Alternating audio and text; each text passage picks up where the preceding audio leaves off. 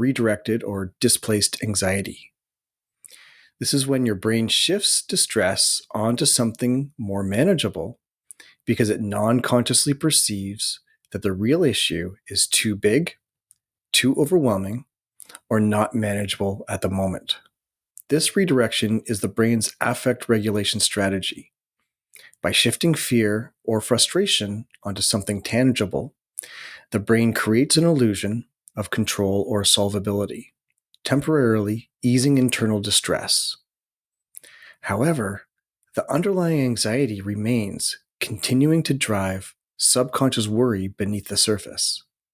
Now, the big question: how do we stop redirected anxiety from running or ruining our lives? Identify the pattern. Ask yourself, what's happening in my life right now? When anxiety spikes, trace it back. For example, if you suddenly panic about a health symptom, check whether something else more significant in your life is making you feel uncertain or powerless. Engage in emotional awareness instead of getting caught up in the worry. Ask yourself, if this worry wasn't about X, what else in my life feels unresolved?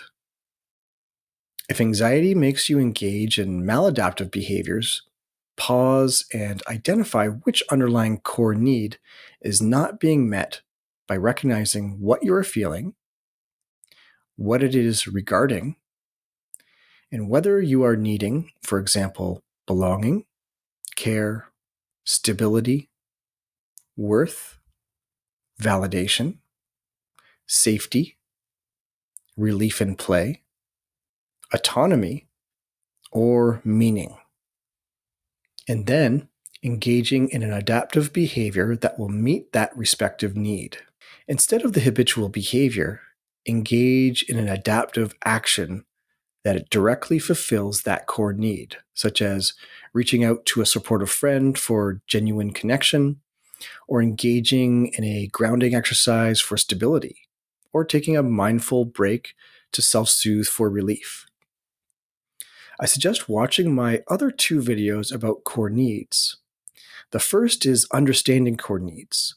The second is fostering core needs, which I'll include both of these at the end of this video.